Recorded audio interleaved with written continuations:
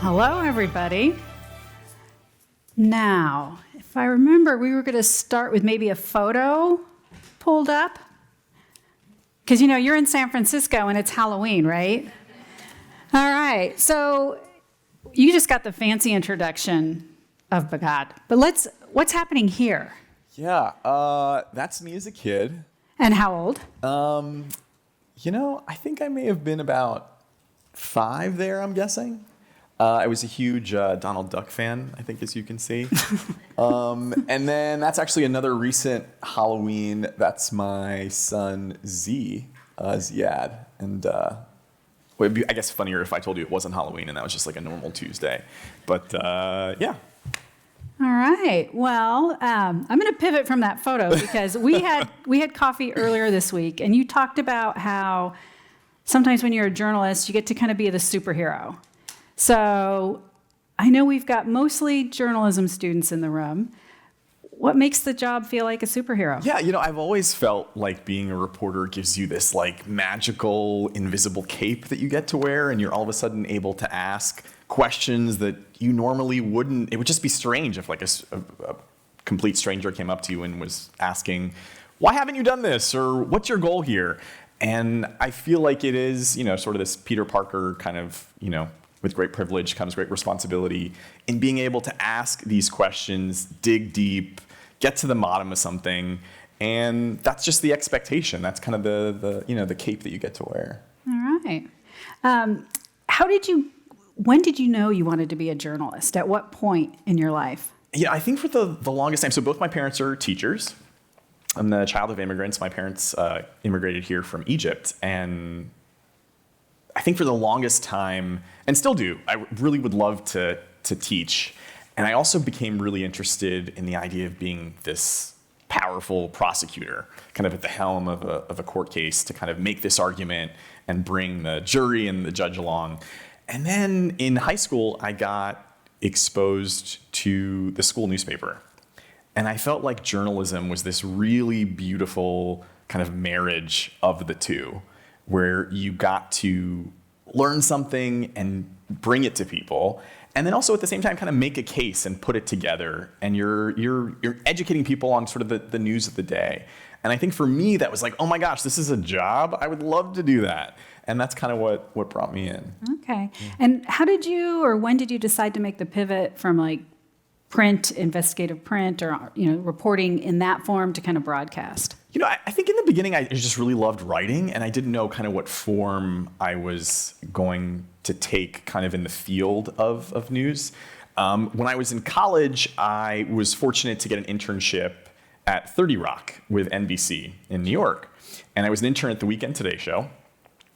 And I remember getting to kind of follow along producers and kind of see what they did. And I realized that I was like, oh my gosh, at network news stations, producers are coming up with the stories and they're interviewing the people and they're writing the script, and then they're kind of handing it over to one of the anchors to essentially read. So the only thing they weren't doing was kind of voicing the piece. And to me, that really didn't matter.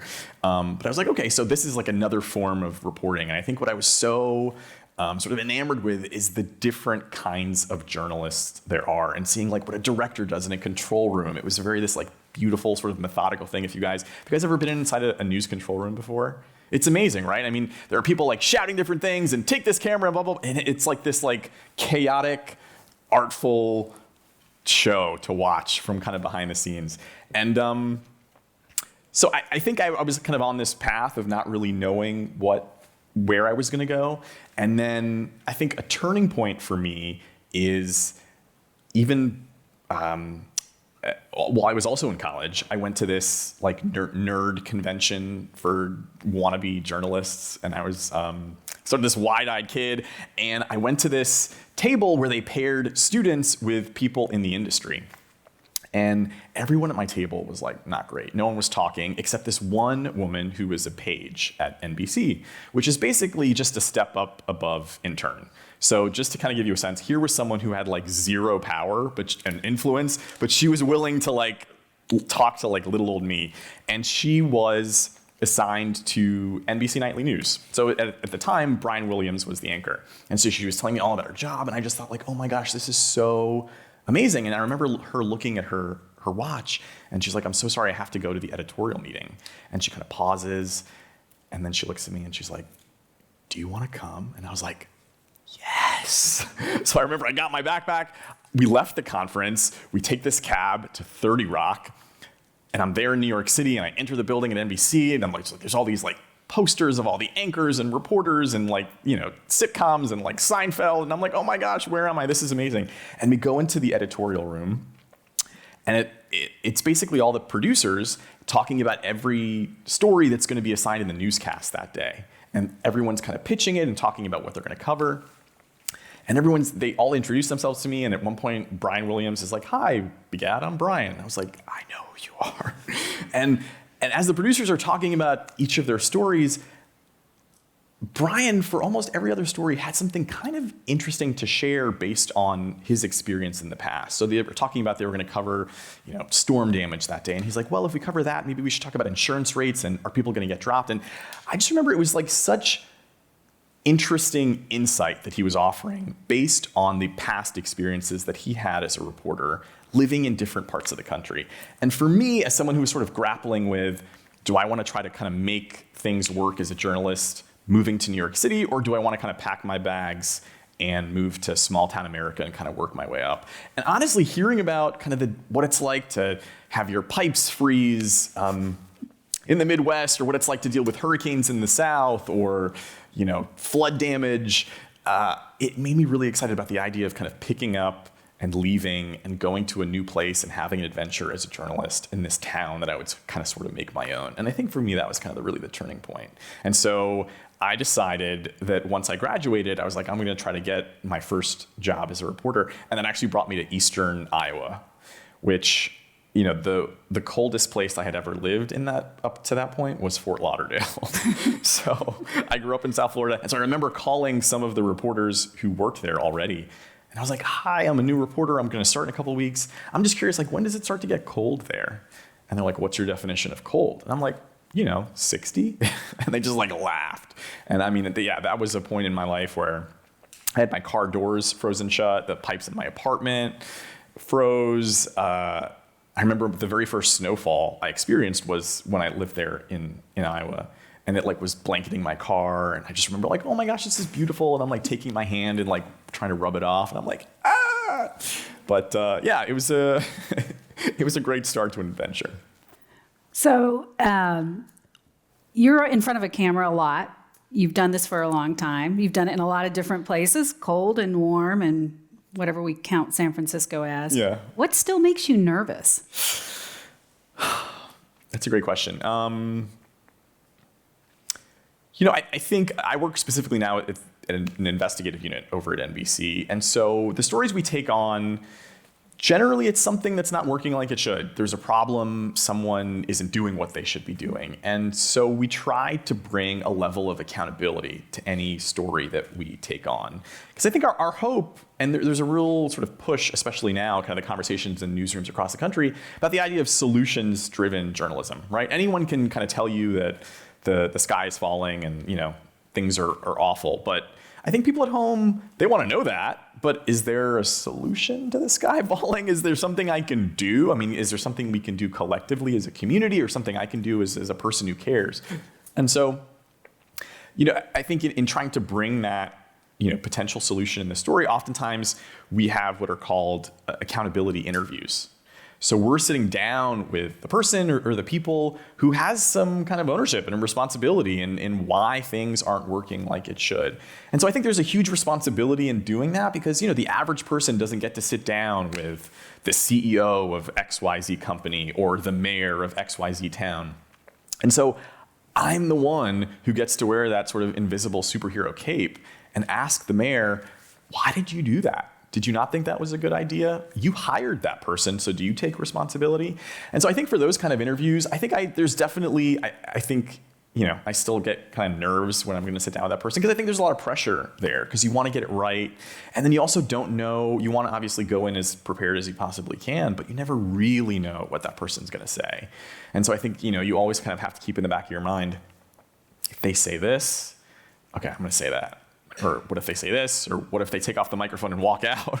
What if they don't want to answer my question? What if they're condescending? What if they insult me? What if they tell me that I'm fake news? And so I think there are so many scenarios now that you're having to deal with as a reporter that you always kind of want to have in the back of your mind to prepare, but you obviously can't prepare for every scenario. So I think that's still kind of, I think it gets the nerves going, but I think it's also adrenaline. I think it's really exciting. You are literally recording the first draft of history. You are in the front lines. People aren't going to know what is happening until you tell them.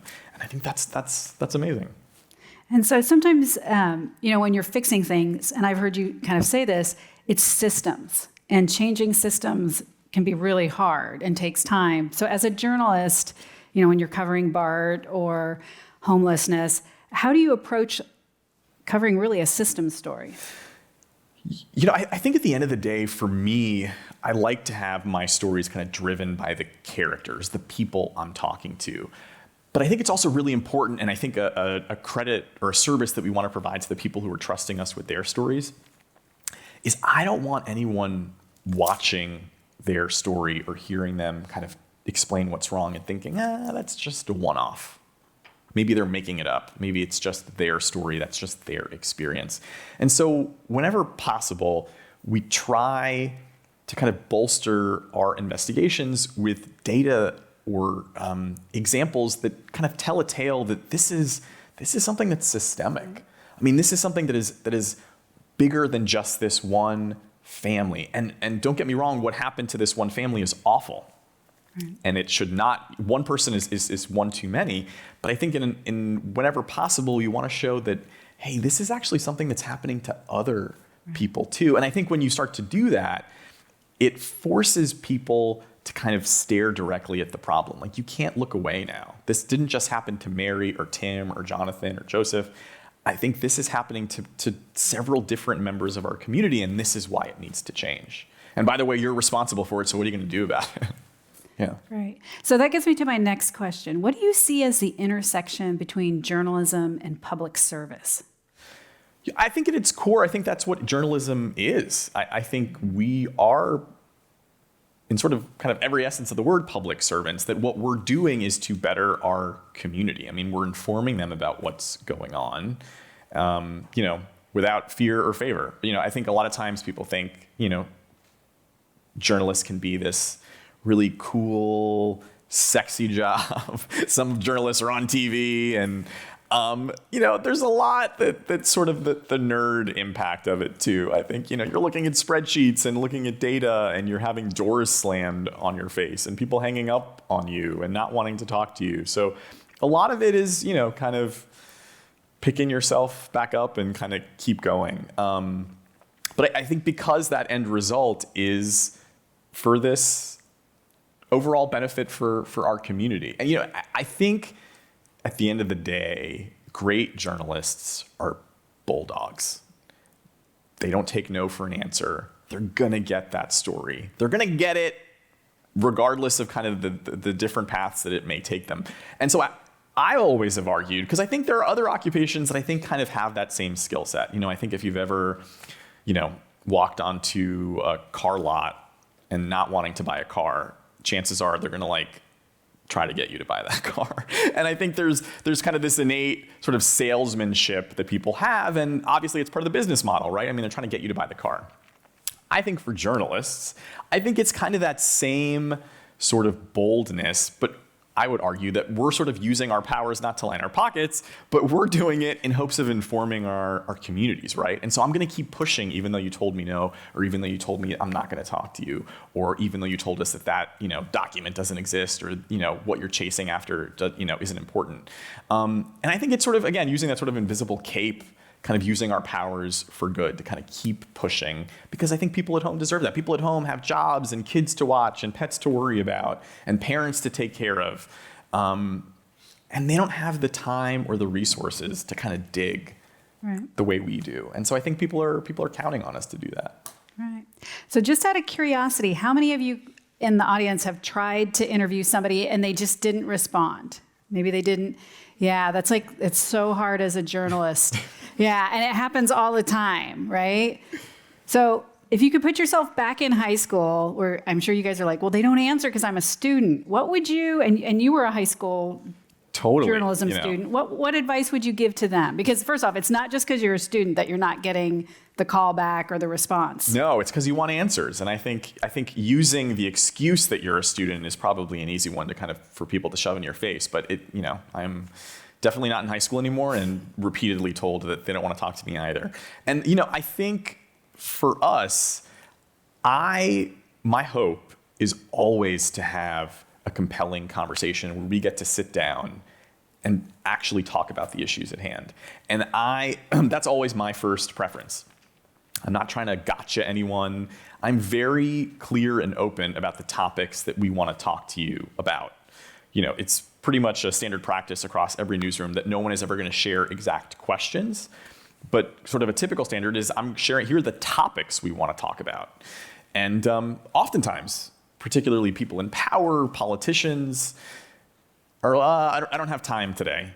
And so I think what they're banking on, and oftentimes as a general assignment reporter, your story is airing or going to print in just a couple of hours. And so for them to say that I don't have time today is sort of an easy excuse, and one they think, you may kind of move on from. I think in my current gig right now, we're so fortunate that we have the opportunity that we can work on things for an extended period of time. And even as a general assignment reporter, I think even though you may have to turn something that day, you can kind of be working on stuff in the background. And so sort of my go-to is, okay, when are you available? Because I will make myself available. The story isn't going away, and neither am I. So, okay, you're saying, so people often use the excuse, oh, today I'm not available. Okay, what about tomorrow? Day after tomorrow? Next week? Next month? And so I've done a number of stories where I've said, we made ourselves available to interview, XYZ, but the mayor of this town told us that they will be unavailable indefinitely, which is obviously a horrible excuse, right? It doesn't make sense. But if you want to get to the point where what they're telling you is that sort of unbelievable, kind of inexcusable reason for failing to talk to you. And the other point is, I think when people are in positions of power, particularly those who are elected officials, people actually cast a ballot to put them in that office. That's a huge amount of responsibility.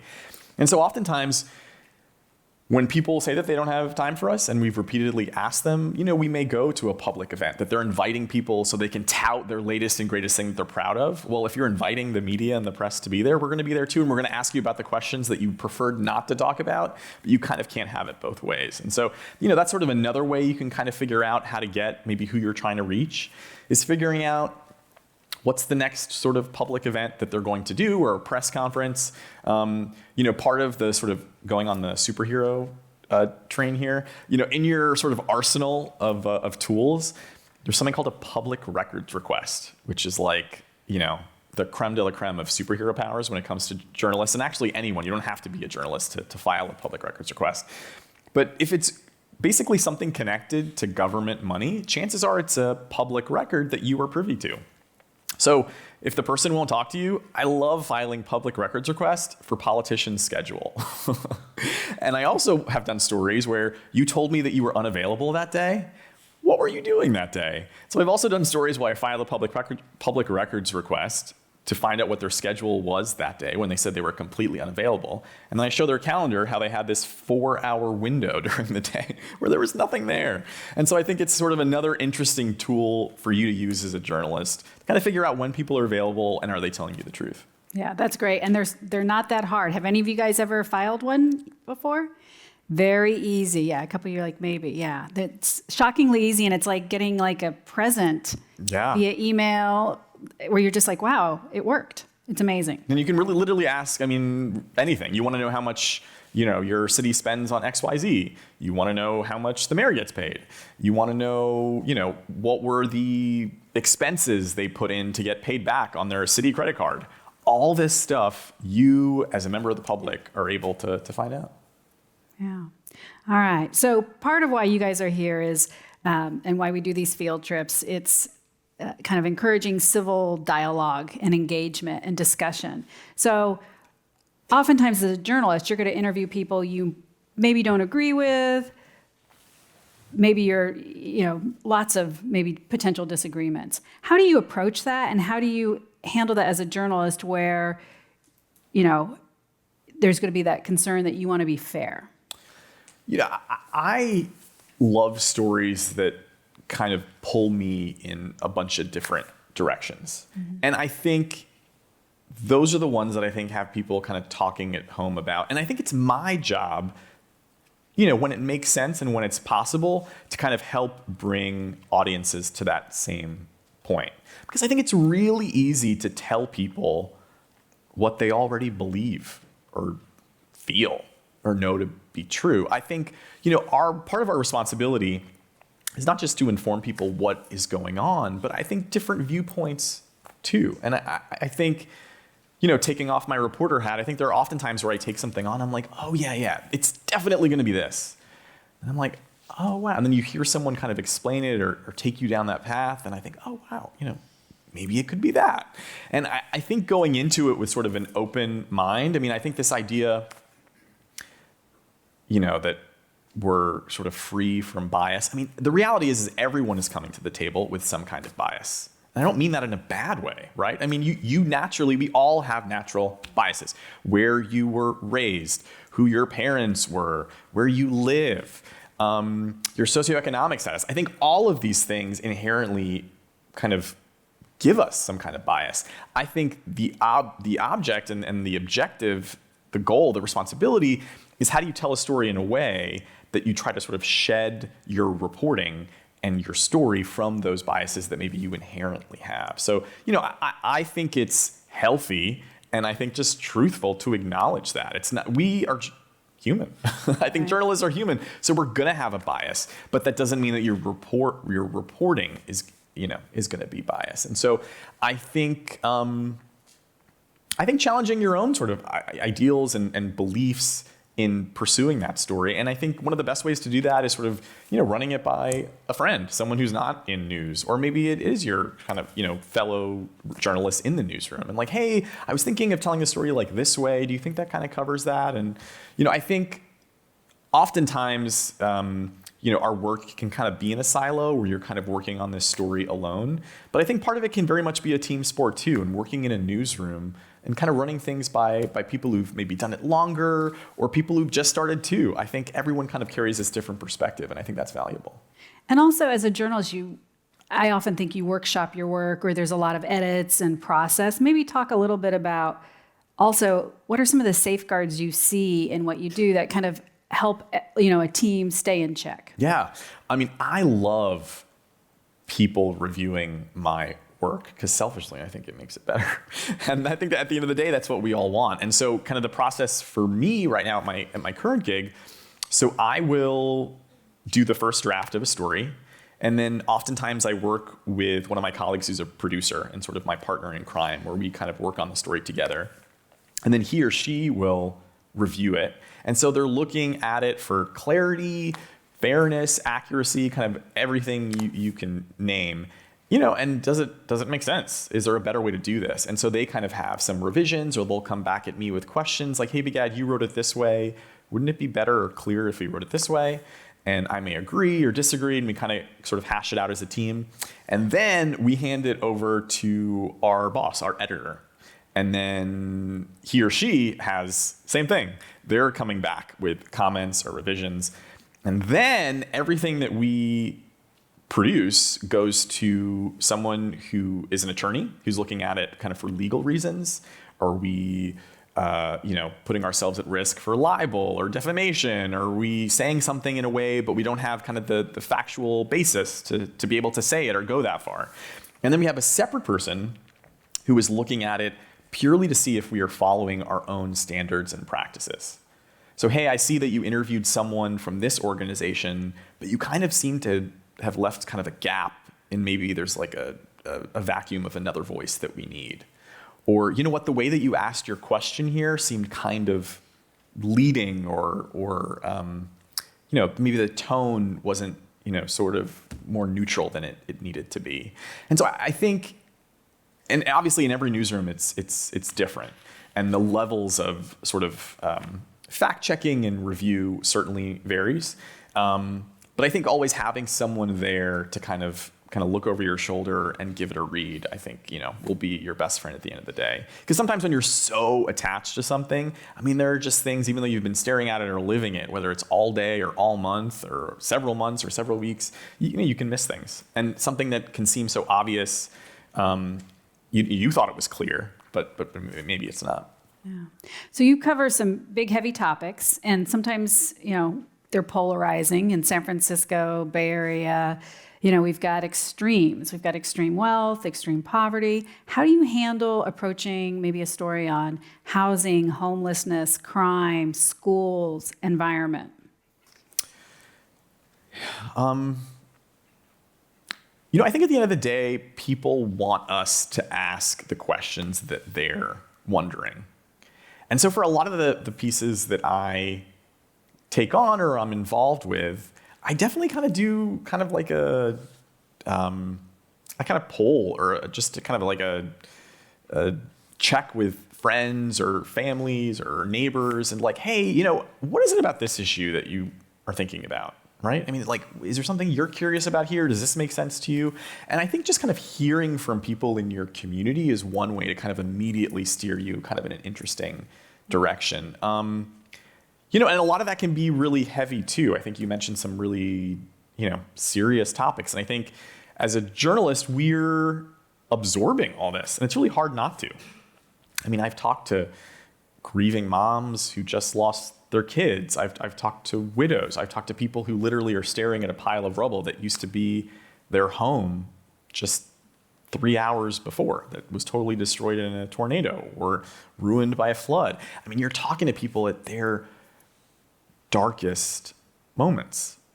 And all of a sudden, I'm wanting them to relive it when it's still so raw with me. And that's something that I try never to take for granted. And I think, as a journalist, I think the people I've met with some of the sort of highest emotional intelligence are journalists. Because I think you have to be so aware of your surroundings and be able to read the room, right? Because how you're going to approach the police chief who's been dodging you for weeks is different than how you're going to approach the mom who just lost her son to cancer who's never spoken to a reporter before. And the only thing they want is their son back. And I think being able to empathize with people and connect with people is probably one of the kind of highest in demand characteristics of a journalist, is you have to be able to connect with people. Like, you can't tell their story until you connect with them.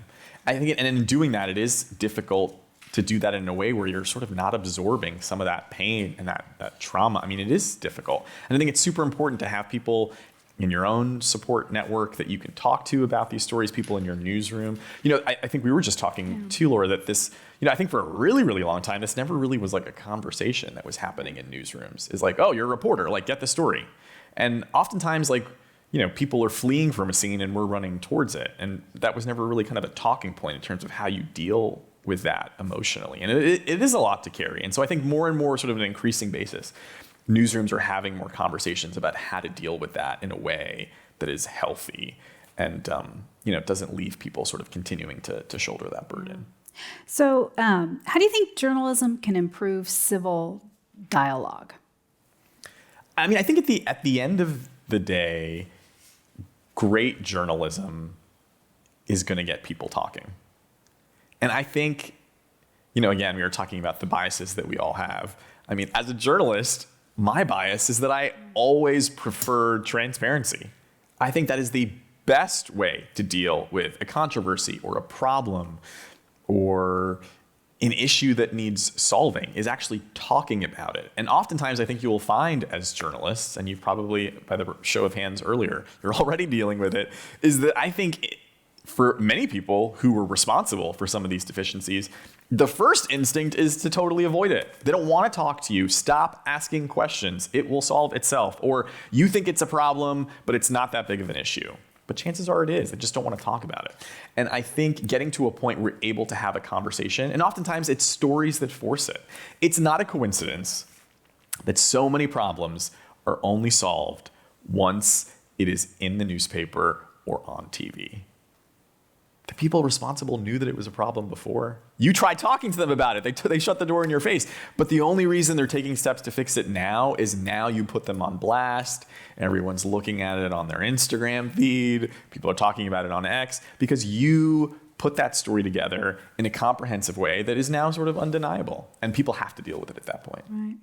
And you've also, talking about giving voice and, voice to the voiceless, some of the marginalized populations. How do you do that with intention? I mean, you kind of just, talked about how you've got the mother whose maybe child has died, but how do you find sometimes these hidden populations that are kind of out in our daily life, but they're not easily accessible? And as a journalist, how do you find them and how do you approach them? Because maybe there's some trust issues where they're like, what do I have to gain from talking to a journalist? I think it's genuine curiosity, hands down. I think at the end of the day, that is sort of kind of your guiding North Star as a journalist, is I think you have to be curious, but it has to be genuine. I think anyone can stick a microphone in people's face and, how does it feel that your son is dead? It's like, what? Like, I'm a person. You're a person too. Like, how did you lose that? I remember I was doing a piece on the streets of the Tenderloin, and we were kind of focusing on drug use. Long before I ever had a photographer join me, I was just walking the streets by myself. Sometimes I went with a producer, and I just wanted to meet people. Because I was like, I can't do this story and start it until I kind of have a better understanding. And so I was just meeting people, introducing myself. And I met this one woman. Her name's Tiffany. I introduced myself, told her I was a reporter, and that we were interested in talking to people who were unhoused and kind of learning more about their story. I'd say within, I don't know, it was maybe like 30 seconds of talking to Tiffany, just like tears down her face. And she's like, I can't tell you the last time someone took the time to talk to me. Just to talk to her. And you're just like, I mean, your heart breaks inside. You're like, oh my gosh, like,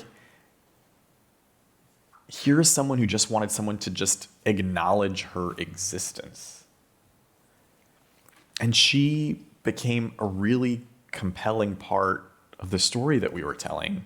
And I think for so many people, whether it's San Francisco or someplace in the Bay Area, or in other major cities across this country, I think as a coping mechanism, I think naturally we learn to walk past people, we learn to walk over them.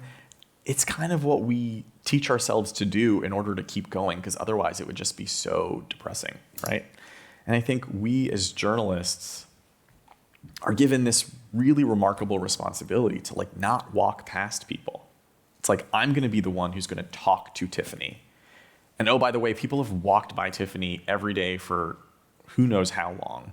But now you're going to hear her story. And what's so interesting about it is I think people are so quick in real life, whether it's because of fear or nervousness or just kind of an uncertainty of like, how do I handle someone who is just like laying there in front of me?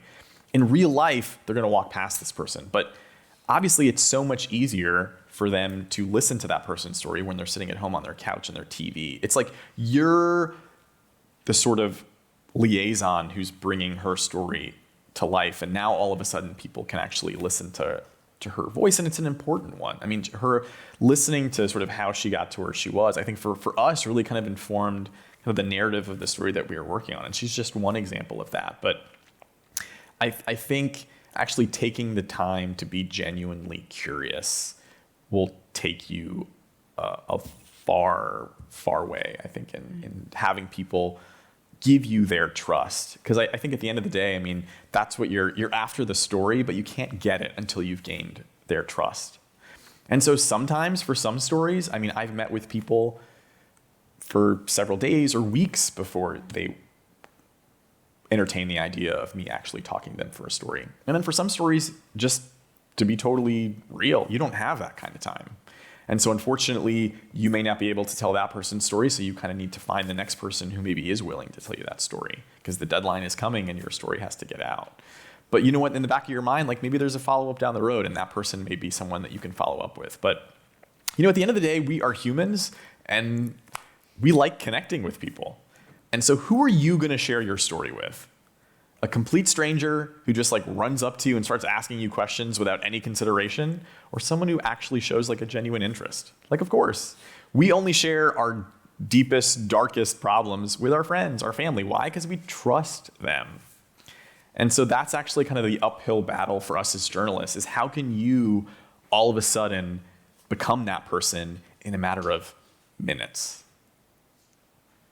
It's not easy. It totally isn't easy. But I think the only way to get there is to be genuine. And so this gets me to my next question, kind of on advocacy and journalism, because I think sometimes I often find that people who go into journalism, they've got an interest in public service and advocating and making the world a better place. And yet that can be a tricky space for journalists. I often think back to a professor I had, Ted Glasser, who said, the press ought to be in the role of the activist. I think that's what we celebrate when we celebrate investigative reporting, and we celebrate reporting that tends to bring about change. And we don't have to apologize for that. And I think that quote makes it sound very easy, but sometimes that space between journalism and advocacy and fairness can be difficult. And what's your experience? It is. No, I think absolutely. I think it is a difficult sort of path to navigate, because I think you are wanting to bring about some kind of positive change or lasting impact.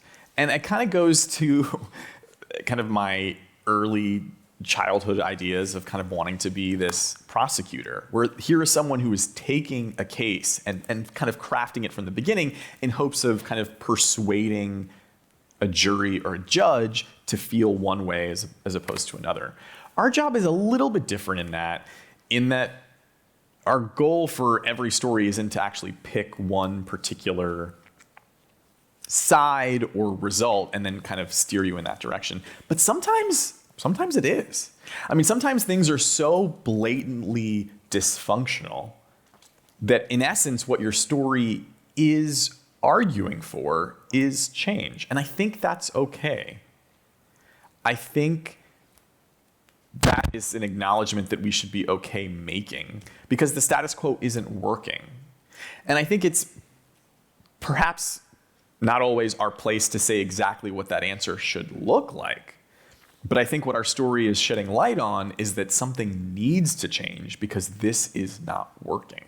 And I think that's okay. Yeah.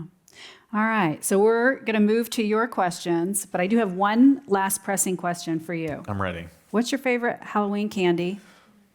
And do you steal it from your children's buckets? Yes. To take the latter one first. You know, it's controversial, but I'm a Twizzler guy. I feel like not red vines, please. Oh, Vines. okay. No. All right. Okay. Well, on that note, the microphone is right over to my left, your right. And you guys are journalism. Most of you are journalism students and public speaking. So come on up, okay? Don't be shy.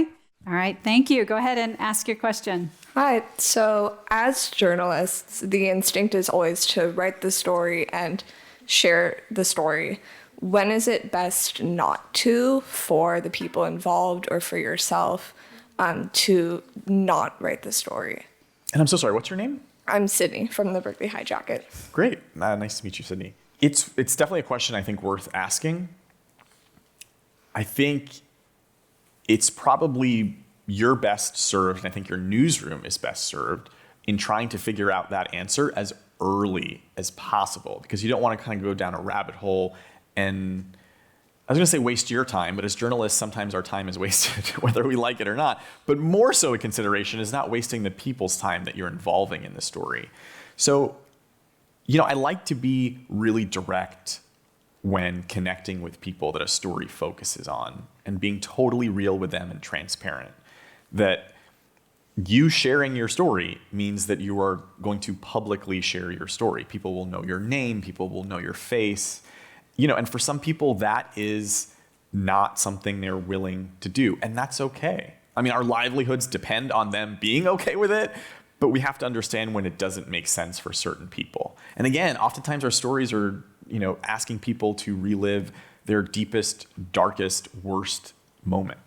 And some people aren't okay with reliving that or sharing that publicly, and that's okay. But I think trying to figure that as early on as possible, I think makes the most sense. I'm not sure if maybe your question is alluding to this as well, but there are other circumstances where, we have been approached by law enforcement where you doing this story right now might hinder our investigation. And, that's obviously a conversation for not just you to sort of take on. You definitely want to loop in kind of management in your newsroom. And that's definitely something that newsrooms are often dealing with. And sometimes you sort of have to weigh the pros and cons. And sometimes law enforcement can be cagey in terms of what they can actually provide you with details as to why exactly is this going to hinder your investigation. And so I think it's obviously at the end of the day trying to get as much information as you can and weighing kind of the pros and cons of having this be something that should the public know or should it not know. But I think as early as you can make that determination, the better. Hello, my name's Asia from the Ignatia Valley High School. And I wanted to ask, what was it like being a college reporter and what majors did you take? I'm sorry, ask that one more time if you don't mind. What was it like being a college reporter and what majors did you take? What was it like being a college reporter? I spent a lot of time in our newsroom, as my wife can attest, because we dated in college, and I think she could not believe the amount of time that I spent in that journalism hall. She will attest to that. I thought it was exciting. Where I went to school, University of Florida, we actually ran the PBS station for North Central Florida, which was an amazing opportunity in terms of actually getting experience editing and writing and making a lot of mistakes, and hopefully not that many people seeing them, which is always the hope. And I pursued a dual degree. So I was political science and broadcast journalism. Hi, my name is Alan. I'm from Monte Vista High School, and El Estoque is our publication. So my question is, as an investigative journalist, do you believe that there is an obligation to always provide perspectives from both sides of the aisle? And also to follow with that, how do you navigate including perspectives, if necessary, that may risk amplifying falsehoods, such as claims of election fraud, for example, or marginalizing people? Great question, Alan. So I think this idea of presenting both sides is obviously one that sort of has long been rooted in journalism. And I think increasingly we're sort of forced to deal with what is a side? And what if a side is just wrong, right? I mean, I love sort of the story of, when one person says it's raining and the other person says it's not raining, our job isn't to say what each side is saying. Our job is to find out, is it raining or is it not raining? And I think it depends on the story you're working on, but if it does require you to kind of give these differing views, but one view is just factually inaccurate, I think it's our responsibility to point that out. And so perhaps someone is of a, particularly influential stature or an elected official, and so that's why their view sort of rises to the top of being newsworthy. But I think it's incumbent on us to mention the fact that, okay, they're saying this, but just so you know, this is false. This is true. This is hateful. This is offensive. And so I think it's us to kind of be the sort of referee of adding that perspective. So it's not just enough to give both sides. You need to, when possible, give the perspective of, is one just totally wrong in terms of just being inaccurate? Is someone lying? Is someone not being truthful? Is someone being hateful? Is this speech harmful to maybe certain, demographics in our community too? So I think that kind of perspective is really, really crucial. So, I think perhaps gone are the days of just being able to sort of, have a cop out of like, oh, we gave both sides. But I think we have to go beyond that. Hi, I'm Varun from Monte Vista High School. So my question is, you talked about like stories and like writing about systems by showing that things don't just happen to one person, but like many people, like for example, like a person's house getting destroyed. My question is, how do you write about those kind of issues with a personal aspect without, and also express the like general issue without dehumanizing the person? And as a follow-up, how do you go about writing interview questions to that? I think for me, the focus of telling a story that particularly focuses on someone's sort of really, really hard moment is, I mean, I don't know that anyone's goal is ever to dehumanize the person, but I mean, my goal is always to elevate that person's voice. And so for me, the way that I hope that I keep that person's kind of voice central to the piece in sort of a respectful way is after I interview someone, the first step in my process is I go through and I'll rewatch the interview and I'll make note of what I think are kind of the most impactful sound bites. I actually have a super crazy process if you guys want to hear it. I don't know. Are you guys curious? Okay. I'll tell you. Okay, so I go through, and the first thing I do is I highlight what I think are the most powerful sound bites in red. This is my super weird, quirky journalism workflow. So I highlight them in red. The sort of next tier, like second best kind of sound bites, I highlight in yellow. Information that I think is interesting, but not sort of soundbite worthy, but maybe they're telling me something that is like info that I need to use in a piece, I highlight that in blue. Okay, so now I have sort of like this rainbow of color. And then I just need to be ruthless. So now I'm looking at like the red and yellow sound bites, and I'm like, what has to live in my piece? What are the most impactful sound bites that are gonna tell my story? And then I'll pull that out, and now I sort of have, you know, part of the recipe of what's gonna be my story. And then I write my narration, my track around those sound bites. So I am giving the highest preference in my story, not to the lines of track that I am writing, but literally to their voice. And so I'm writing around their sound bites. This by no means is the only way to write a story. I have a lot of friends that literally they write the story after the interview, but they'll write their narration first, and then they leave holes to then put in the sound bites. That is not my preference, because I want to make sure that I am reserving space for what is the most powerful sound from that person. So it's totally kind of, you know, you're the journalist, you're the reporter, you kind of get to figure out how to write your own story. But that's one way that I feel like my entire workflow is designed around elevating that person's voice so that they're not secondary, it's literally the primary focus. Okay, thank you. And then, Varun, I'm so sorry, you had a second part to your question. Oh, I was asking about like the process of like you writing a story and like interview questions. Oh, the interview questions. Yeah. Again, I go to the question that I sort of ask myself is like, what would my best friend, what would my mom be wondering about this? I have been living and breathing this story for the past several weeks, and I have a lot of sort of the background of it. But unfortunately, that's not your main audience, right? I mean, the people at home may not have the time or the wherewithal to have followed this issue as closely as you have. So what are kind of the main things that they're wondering at home? And you know, that's sort of how I sort of plan out how I want the interview to go, or kind of what are the main issues. And what are the things that just need to be answered that they have maybe addressed in the past, but not fully? And then I think also finding someone to sort of, you know, I mean, highest political office in the land, you have presidential candidates who routinely practice debating. They literally partner with, you know, other supporters, and they act as the other candidate in hopes of practicing. I mean, that's kind of, in essence, what we are tasked to do when we sit down to an interview. We're trying to hold people to task, right? Just like they are, but with their opponent. And so that just doesn't happen. And I think we can't expect that to just happen magically without being intentional about it. So I think as much time as you can prepare, and as much as you can find out what the answers to a lot of those questions are before you even head into that room, I think is crucial. Yeah. Thank you. Thanks, Vern.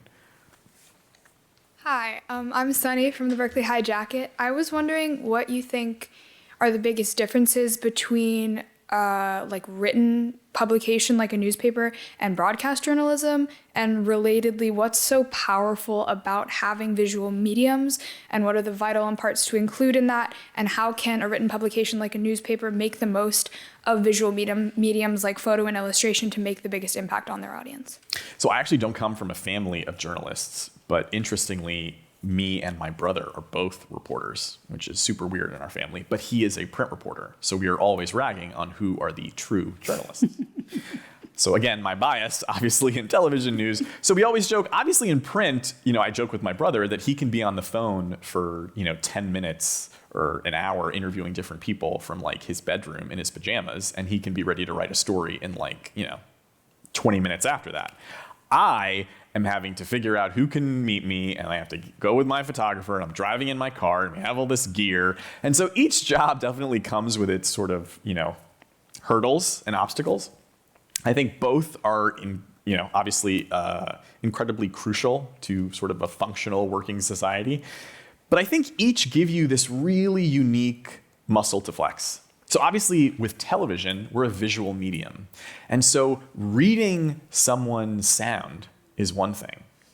But I think seeing the tear fall from the mother's face, watching her just pause for 15 seconds as she's trying to compose herself because she's holding a picture of the son that she's lost. I mean, those are moments that you can't always translate into a written publication. Conversely, you have the power of length for print medium. I mean, you can include way more detail than a conventional television news story. And that's a huge muscle to flex, is all of a sudden you're able to go into detail that a television story can't. I think the remarkable thing now, which we were talking about before, is that you will find that most newsrooms now don't just have one or the other, they have both. And so for every story that we do for television, we'll actually have a completely separate print story that goes way more in depth that we put on our website that's written in a completely different way, because broadcast and print are two totally different beasts and have a totally different style. Similarly, there are newspaper newsrooms that have entire video departments now, regularly creating videos to pair with their print stories. And so I think, which is great for sort of the incoming new next generation of journalists, that I think that really opens a lot of doors. If you're a print person and you're like, that's where my journalism heart is, you're actually no longer limited in just applying to newspapers or magazines. There are print jobs at television stations. And that may be the way that you kind of get in. And similarly, there are video jobs in newspaper newsrooms. So I think it opens up kind of a lot of different possibilities. And then how do you think like printed publications can use visual mediums like photo and illustration in the way that, like, with the limited space and with the limited color that they have, what do you think is the best way that they can use that to make the biggest impact on their audience? I think we're seeing a lot of really beautiful ways that I think that's being implemented. I mean, I think you look at sort of traditional print publications, New York Times, Washington Post, have some like really beautiful artwork. Like, I mean, if you're just looking at like their social media accounts, they're like interactive videos and there's interactive graphics. And I think if you're just looking at like the standard publication of like someone actually getting like the paper to their door, I mean, obviously they're a bit limited in sort of the traditional printed publication, but I think, the power of photography and being able to kind of bring people in is remarkable. And so, yes, on an actual newspaper, you're not going to see moving video, but I think they're really powerful still images. So much so that I think in the last couple of years, you've seen a huge trend in broadcast journalism. If you guys like go home and watch, any kind of evening newscast on the network news, you'll find now so many broadcast news stories utilize high-res, high-quality still images in their video news stories. And it's because it creates this really sort of poignant image, and you'll see like a slow zoom in, a slow zoom out. Even though they had cameras there, sometimes I think a high-quality, high-res still image just kind of evokes emotion in a completely different way than like B-roll might, where you're having sort of rolling video. And so, I think it speaks to the fact that here's a television station using still images, and I think you're seeing that more and more just because of how powerful it can be. Thank you. Mm-hmm. Hi, my name is Jamie. I'm from Monte Vista's Elistoke. And so recently I was looking at videos about investigative journalism, and I encountered a few videos where people were talking about like risks or just like dangerous situations that they had encountered. Like this one woman who was looking into trafficking ended up getting like roped into it herself. And so I was wondering, how do you respond to like the potential risks that come with investigative journalism? And do you have any like personal experiences? I think in being someone who is charged with finding the truth and uncovering things, I think, it's not going to be a surprise to people that there are people who don't want you to do that. And I think there are scary people, there are not so nice people who want to silence you. And so we have unfortunately seen awful examples of journalists being targeted, physically harmed, murdered. And I think that unfortunately always has to be a consideration, particularly for people who are deciding whether this is an industry that you want to be part of. But I think what that tells you is how much power you yield. People are so scared of you and your pen and your laptop that they want to silence you. And I think it's a very real consideration to have. And I think it's an important conversation to have with your newsroom. I think when you guys start get your first gig, I think that's a fair question to ask, is like, how do you deal with security issues? And so I'm really fortunate to work at a place now where we're constantly having security trainings of how to respond, because we will go to protests and rallies and people are not so friendly to journalists a lot of times. And so I think there's definitely a fair amount of training that you can receive as a journalist to know how to respond to certain kinds of situations. I think it's knowing kind of the process of how your own newsroom might handle that. I remember when I was in New Orleans, I worked on an investigative piece that exposed the fact that internal files that were that detailed disciplinary action against police officers were actually completely left to just sort of rot in disrepair after Hurricane Katrina. That this entire file cabinet of disciplinary records that the department said, had been sort of ruined in the storm were actually just abandoned. And it became this huge thing where the police department actually wrote a press release saying that someone had broken into their police department. I mean, it was all written about me, that I had broken into the police department and that they opened an investigation. And then one of our anchors had a source in the police department and actually let me know that that someone in the police department had assigned a tail on me, that they were actually following me. And so then my station actually assigned a separate security detail to be outside of my house. Fortunately, nothing ever ended up kind of happening as a result of that. But yeah, I mean, listen, that was a government-funded agency, a police department that, to hear some explain it, we're basically using resources to try to like follow me or intimidate me. And so it definitely happens. And like I said, I mean, there's not often a way to prevent it or stop it, but I think it's just being aware that it can happen. And I think having an open line of communication with your newsroom about how to handle every particular instance, which can be different. Yeah.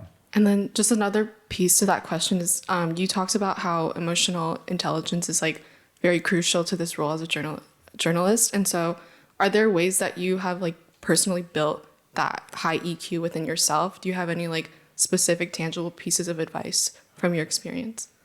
You know what's interesting? I think I've been so fortunate. I'm the child of immigrant parents. And I remember as a young kid helping my parents navigate just different parts of life in the States that like they weren't used to.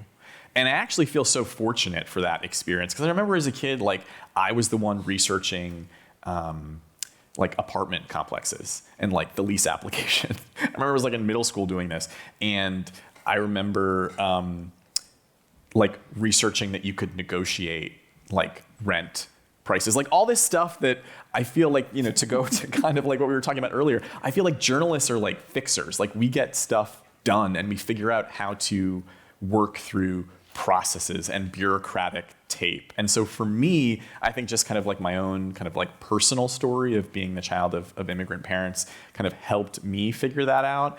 And then I think I've always been someone who just like likes taking on systems. And so, when people have like, hey, Bigad, I got charged this thing and I can't figure out like how to deal with it with my credit card company. Like, I love doing that stuff. I love taking on the man at like corporate America and like figuring out how to fix that. And so I think that's part of it. I think the other part of it goes back to just being genuinely curious. I think being someone who can approach someone and like just legitimately listen. And I think we all have people in our lives that stick out as like, oh my gosh, that's the person I like to go to when I have a problem because they're just a really good listener. And I think if you have that person in your life, like I would approach that person and be like, hey, like I just noticed you have just a really great way of like hearing me. Like, what is it about that? And I think maybe talking to them about it.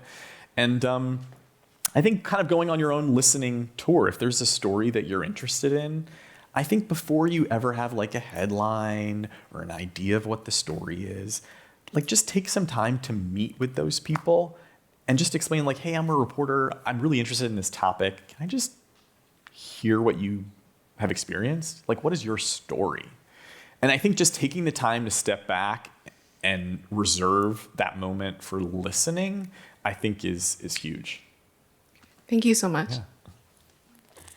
Hi, my name is Josie. I'm from the Berkeley High Jacket newspaper. And so something you talked about briefly, or I guess kind of at length, was this conversation around like including bias in your writing and kind of like the journey of a journalist of excluding this bias to the best of your ability while also acknowledging that it's there.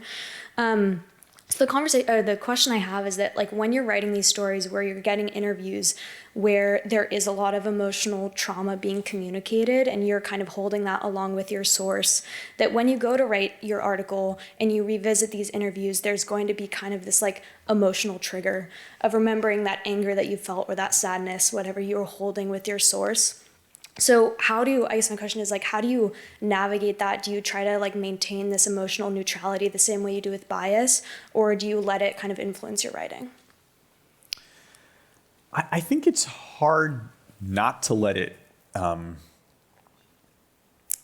influence you because it's so real and raw. And I think that's very much part of the story. So, it's a difficult one to grapple with because in one hand, you definitely want to minimize the bias in your story. But I think when it comes to emotion, I think trying to pretend that maybe it's not emotionally charged, I think then you are making the decision to change the story. I think it is emotionally charged. Like here's this person yelling and screaming at the school board meeting. Like there's anger there, right? I mean, here's this person mourning the loss of their cousin who died in another school shooting. Like there is sadness there. But I think it's how do you incorporate that emotion responsibly? And I think for that, all of that, it sort of centers around context, right? I mean, I think being present whenever possible. Sometimes you'll work on a story where you can't be in all places at once. And so you're maybe utilizing video or accounts from other reporters, or maybe you're mining social media and hearing it from other people.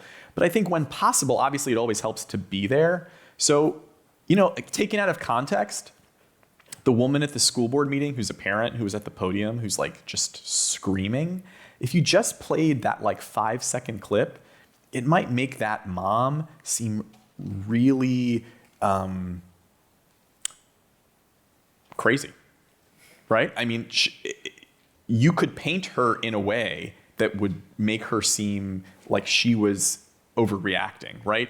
But if you were there for the 10 minutes that preceded, where she explained what happened to her son who has autism in the classroom and it was neglected, I think it gives it a completely different. So someone may run the story like upset mother reams, school board. But I think if you have the context of like how she got to that place, I think that's important. And so maybe your piece acknowledges that she spoke for 10 minutes explaining the atrocities that happened to her son before ultimately, blowing up at the council. I think it gives it a whole other perspective that wasn't there, which again, like we are the gatekeepers of how the story comes out. So it's up to you to show that 8-second clip at the end where she's like screaming at the school board. Are you going to show the first part? Are you going to show maybe both? Or are you going to explain at least what happened and give it that context? I think the same soundbite I mean, this is sort of the scary thing about our job, is that people can take something that is truthful, but present it in a way that is not. You can have two different reporters who covered the same exact meeting. And I actually really enjoy times where I've covered something where other journalists have as well. Because I really want to see how they did it. And that's what I think this is the part of our job. I mean, like at the end of the day, like we are creatives too. I mean, as a storyteller, you were deciding how to tell this story. And so like I could assign every one of you the same school board meeting. And what I think is so beautiful about our job is that we would have, you know, however many, 60 different stories here. You know, we might all start with a different soundbite or a different, you know, we may come away with kind of a different element. And so I think always thinking about the context of how you present something is really important. Thank you. Yeah. All right, here's where I just got the sad card, where we're going to take one more question, even though it doesn't say we can do that or not. And then we're going to end kind of our time here. So let's have your question. Hi, I'm Rafael, and my question is, have you observed any changes over the years in your career? I observed any changes. Yes, and I think it's been really remarkable to kind of see how that has changed. You know, I think back when I was a reporter in LA for CBS News before I moved to the Bay Area, and I think the way that we cover things now and the advent of social media and how everyone can be a reporter, but not everyone can kind of bring that context and that perspective. And, you know, anyone can kind of stick out their cell phone, but not provide kind of that same kind of journalistic pedigree that I think we're hoping that it's sort of traditional journalism can continue to offer. But I think it's been interesting to sort of see the different ways that things are presented now in the different kinds of platforms, and that you can have a story and now kind of tell it in, you can tell it in different ways too. You know, I think back, it's kind of an interesting story.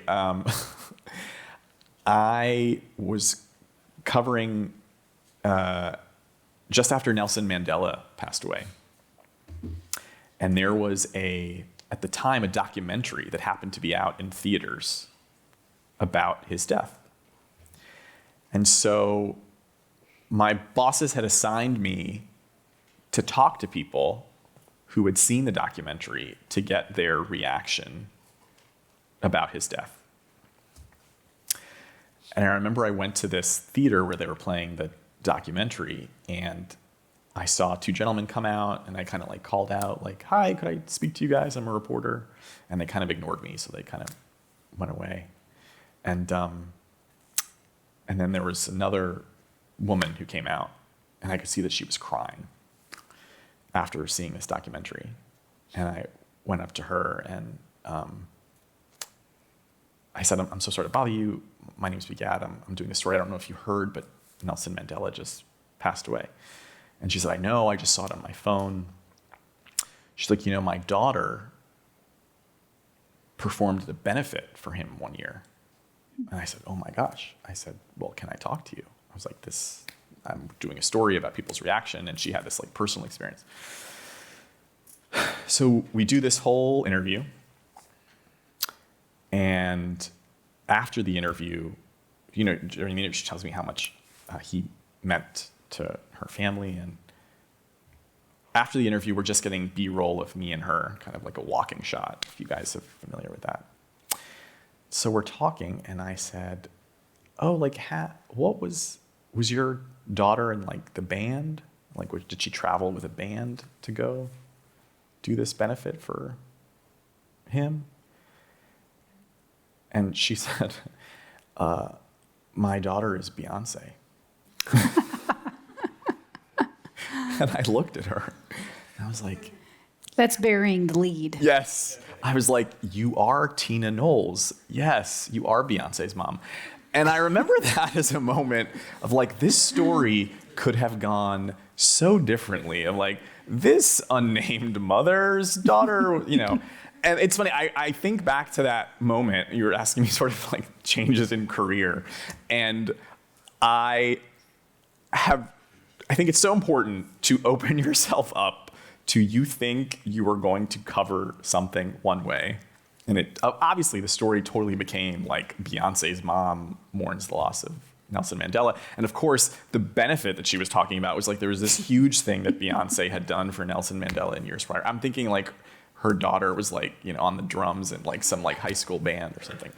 Anyway, I think the remarkable thing that I have tried to sort of hold with being a journalist is that you get to cover things in ways that have never been done before. And it's continually changing. And I think even when you have an idea of how you think things are going to go, things constantly surprise you. And that's the thing that I think makes this job so beautiful. All right. So apologies to those who didn't get your your questions answered, but Bigad's going to be around through lunch. So you all will have a chance to follow up with him if you like. And a few last words before we wrap up. Thanks so much to everyone for participation. For those of you watching online, please check out Creating Citizens webpage for more information about student and educator civics education projects. Let's give Bigad one big round of applause.